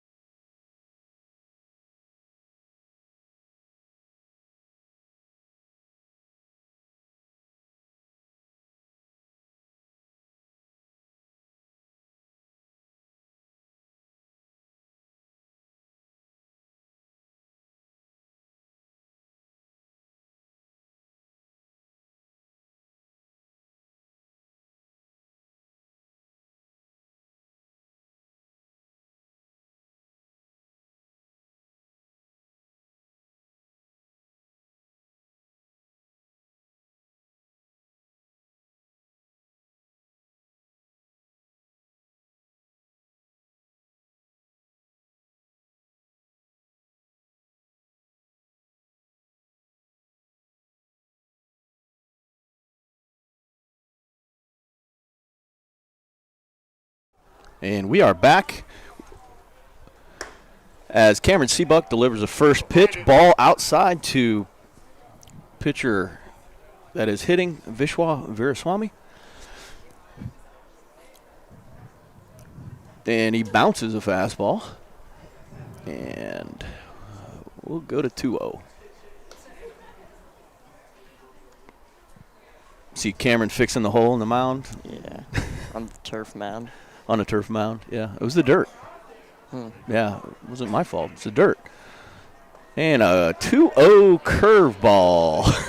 Whoa, what is going on? I'm sure that's Tyson thinking, hey, he doesn't have a feel for his fastball. Let's go to the breaking ball, and now we walk him. So Viraswamy with a walk, bringing up Fleming.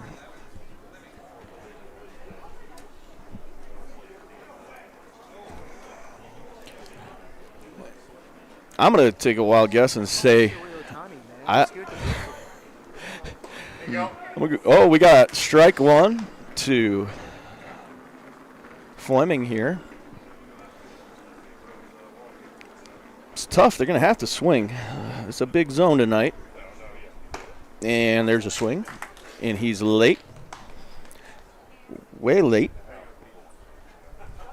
Running the count 0-2. Rhett, when somebody's that late, what do you bring? What do you come with? High and inside. Eater. Rhett's going to blow him away here. And he goes changeup away. Maybe. Maybe it's a fastball. I didn't get it.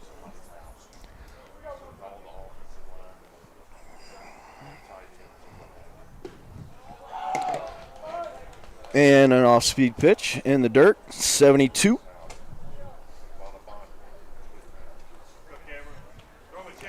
Tyson something in his eye, as they call time, and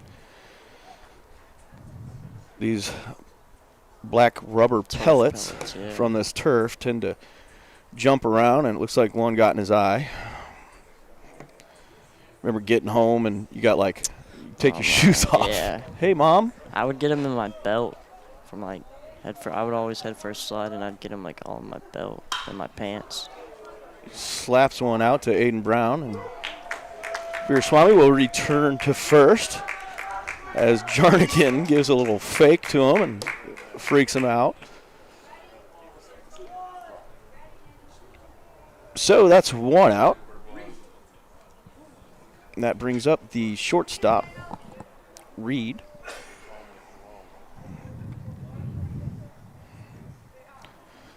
And he's swinging first pitch and hits one out to Sobel in center, but he can't get there as the wind knocks it down. Viraswamy slides into second. The unnecessary head first slide to show off the athleticism. And all of a sudden, Oceanside's in a little bit of trouble here. Bringing up third baseman Smoke. Rhett, he's looking for the hat trick too. I know what it means. Yeah, and there's strike one from Seabuck. So Magnet's down to the last 5 outs as Seabuck's towing the rubber. He yanks one wide. Who's in right field, Baker? Is that Dylan? Dampier. He needs to get him in about 20 feet.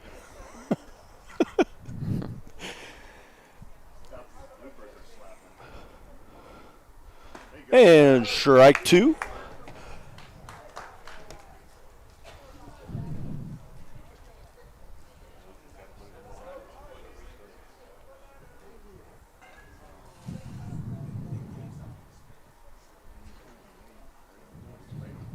And a curveball, strike three.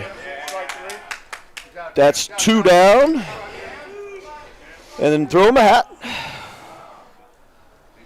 as Sam Solari steps to the plate.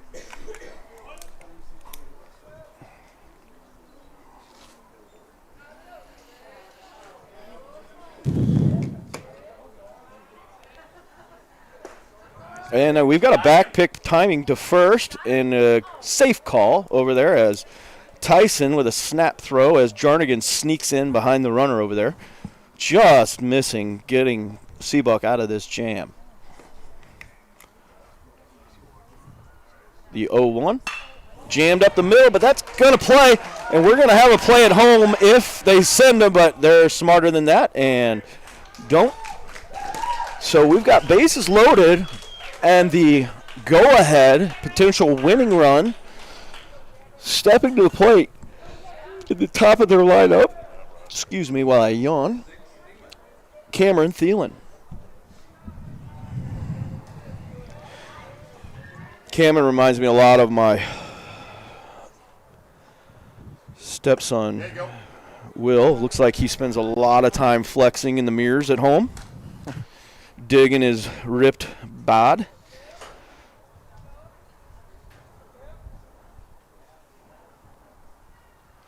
And there's a pitch off the plate by Seabuck to run it to 2-0. Seabuck's going to have to find something, as Richie McCullough has said, this is your game.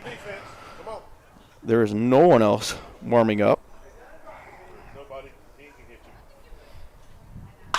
And a ground ball to third, across by Bowers to Jarnigan. Will end the inning and the threat, and that'll send us into the last inning of play as Oceanside holds a 4-1 lead over Magnet, and we will be right back with the last inning of Oceanside baseball.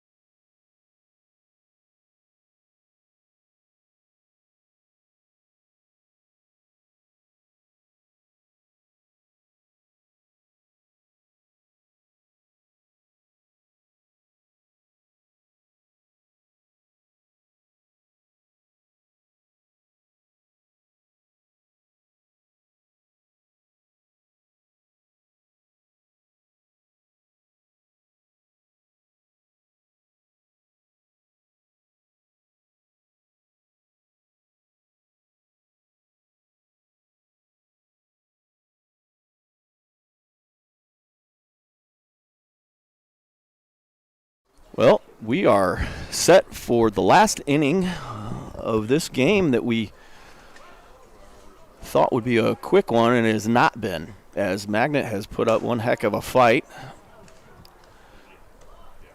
And Viraswamy continues to just mow people down. Jackson Sobel at the plate, taking ball 2. Gotta be there. Vishwa facing the heart of the order here, and Sobel, Dampier, Sullivan. And he misses 3-0, so Jackson, I'm sure, will be looking to start things off with a walk, as he's given the take sign for Skipper. And there's ball 4. As Jackson Sobel hustles down to first, he's peeking around as he runs down there.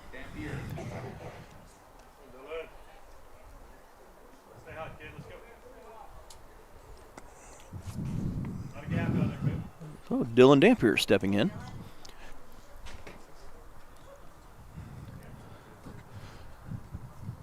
Sobel on first. Dampier at the plate. And a high pitch for ball 1.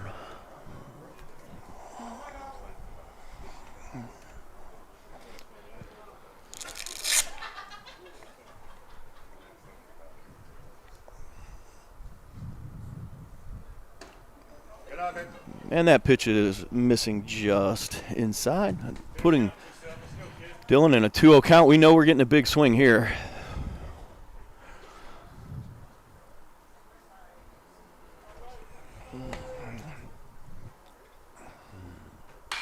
And we've got a big swing and a big foul ball that almost hooks around the other field's foul pole. As Dampier out in front of that 72-mile-an-hour heater.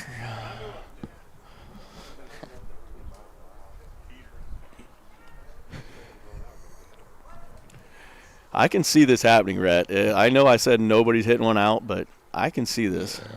If Veeraswamy can put one in his wheelhouse, it can happen. So we get looking at a 3-1 count now. And here's the big swing from Dylan Dampier. And I was right. I told you. Oh, my. I was right. Not today. Caught at the wall by Jason Ward. He didn't get all of it, but I did think he had enough of it. And on most days, that's way out of here, but not today. Not meant to be. Man, I got a little excited there, but didn't happen. So we got a visit from the pitching coach saying, hey, man, that ball was crushed. I'm just coming out to say, you all right?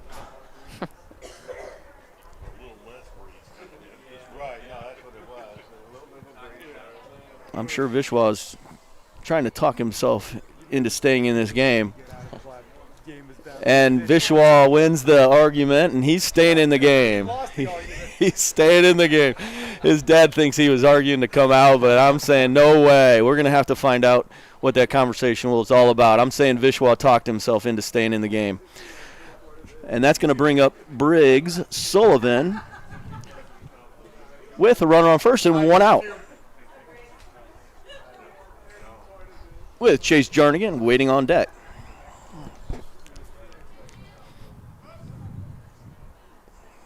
A little fake pick. We'll get set and try it again.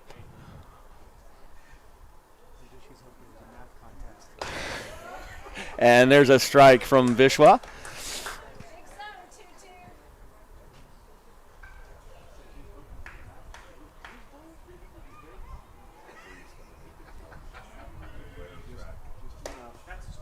Ball up to Sullivan.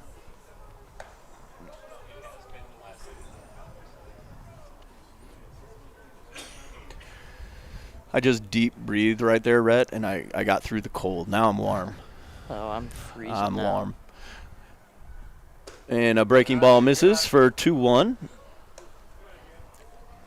Sobel looks like he can run over there. What run grade you got on Sobel? Yikes. 50 being average for you non-baseball people. 20 being the slowest man alive. 80 being the fastest man alive. I was 80 runner, Rhett. Maybe 50, 60. 50. Rhett is being really nice and giving Jackson a 50, which is big league average speed. I'm going with 30 grade. He looks fast, though. And boy, can he pitch. And Briggs with a big hack on a 3-1 count, coming up with nothing. He'll get to do it again, though, with a 3-2 count. And we'll see if head coach Richie McCullough starts the runner at first. This is one of those situations where if you've got a hitter at the plate that you have confidence in, you go ahead and start that runner. And he takes strike 3.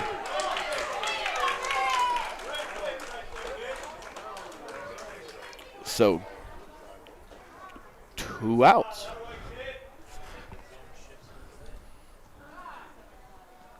And pitching coach going out again.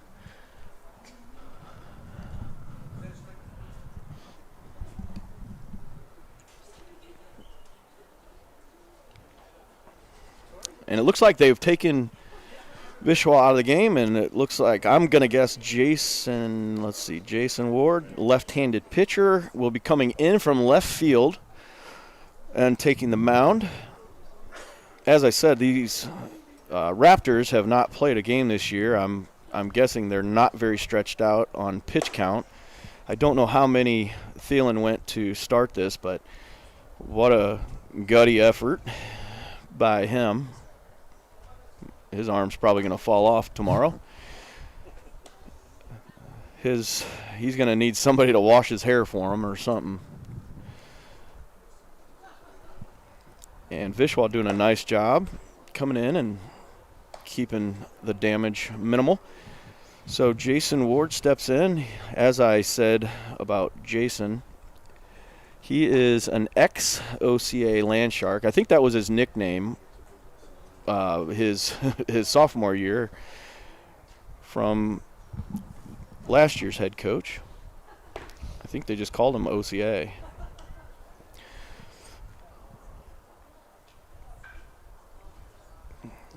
I saw Jason pitch a gem against Bishop England last year, going 5 or 6 innings and giving them fits and giving them a chance at beating the big mighty BE from last year. And he's ready, and we're going to get set for the lefty matchup as Chase Jarnigan steps in with 2 outs, and Sobel still over there on first.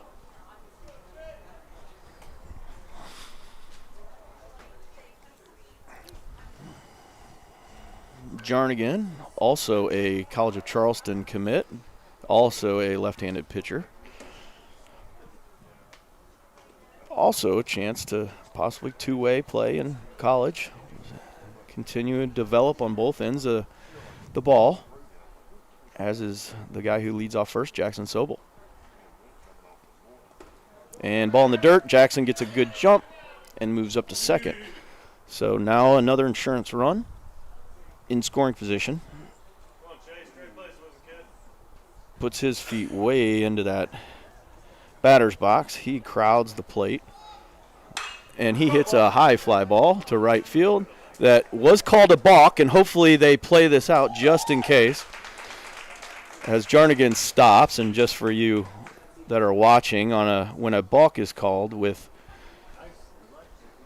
high school rules, you are not allowed to take the play if something happens. If you move into USSSA, Top Gun, any of those travel ball leagues, or real Major League, Minor League Baseball, you've got to play those plays out, and then you can pick what outcome you would like. So no pitch on that last play. A balk moves Sobel to third.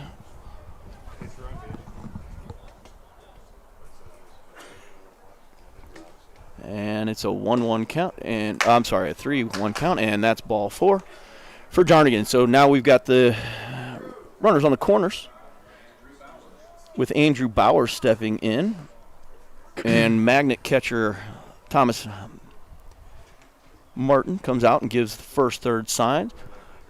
Oceanside coach Richie McCullough gives his signs, and we'll see if Oceanside has anything up their sleeve against Jason Ward here.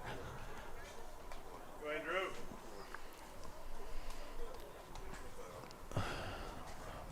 No signs given. It's time to hit. And a ball down. That ball called against Ward for not coming set.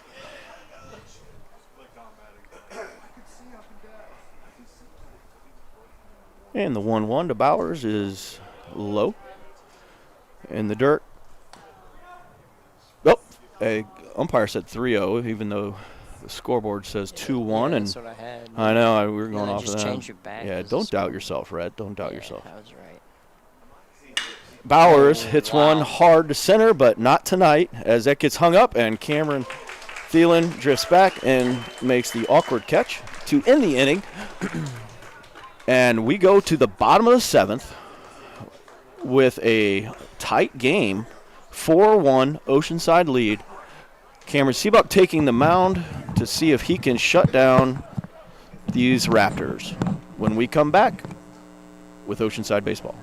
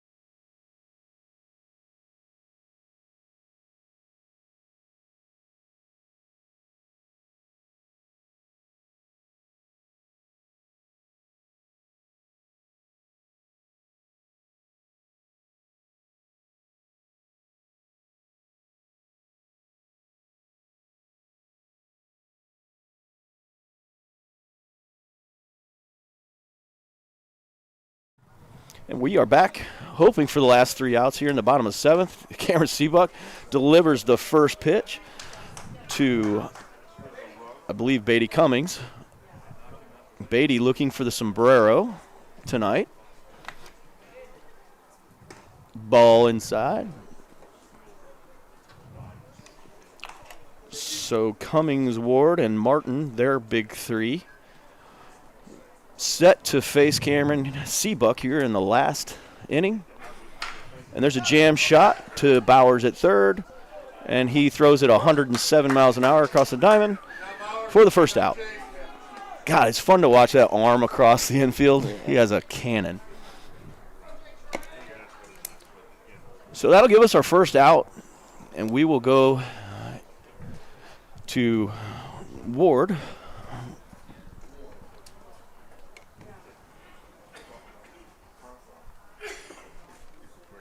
And ball in the dirt.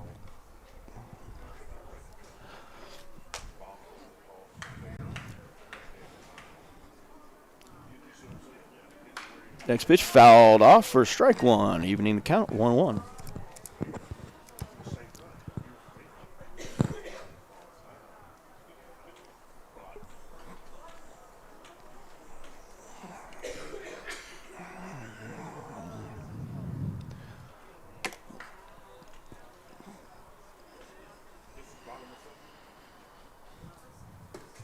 And a pitch missing low and away.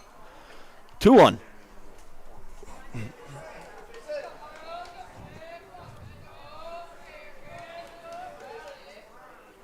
And a curveball in there at 66 miles an hour. And we've got a 2-2 count with 1 out. And another one, but he yanks it foul. Ward staying alive.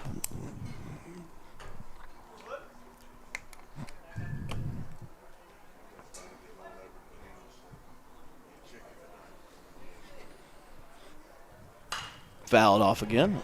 We'll come back and do it again. You good, Cam? Locate, bud. That's it.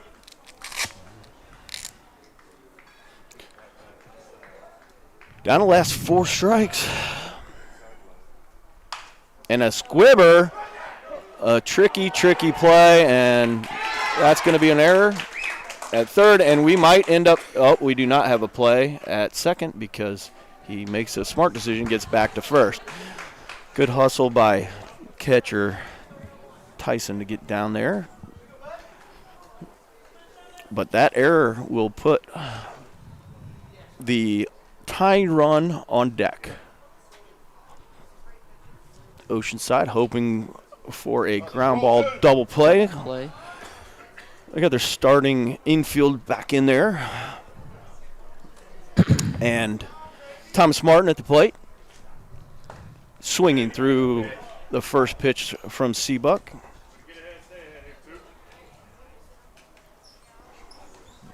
And Seabuck set, the 0-1 on the way. Just outside, called strike 2.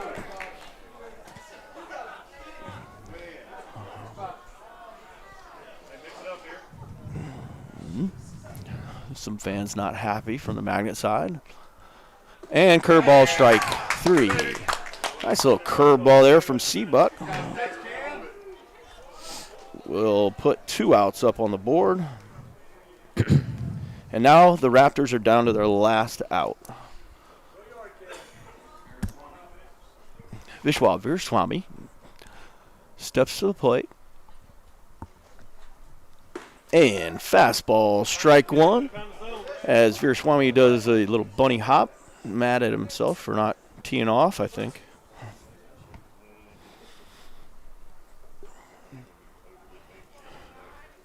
And way outside.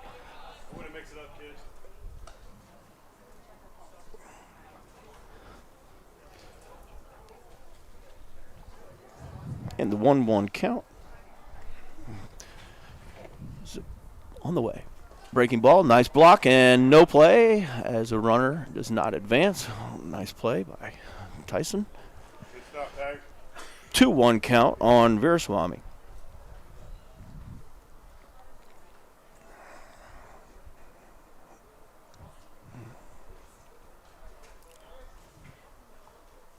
And a swing and a miss, and that will run the count to 2-2. And as I've said many times this year, twos are wild. 2 balls, 2 strikes, 2 outs. Number 2 on the mound. They are down to their last strike here. And a tapper foul, and we'll have to come back and do it again as Seabuck has enough energy to run over and shag his own foul ball.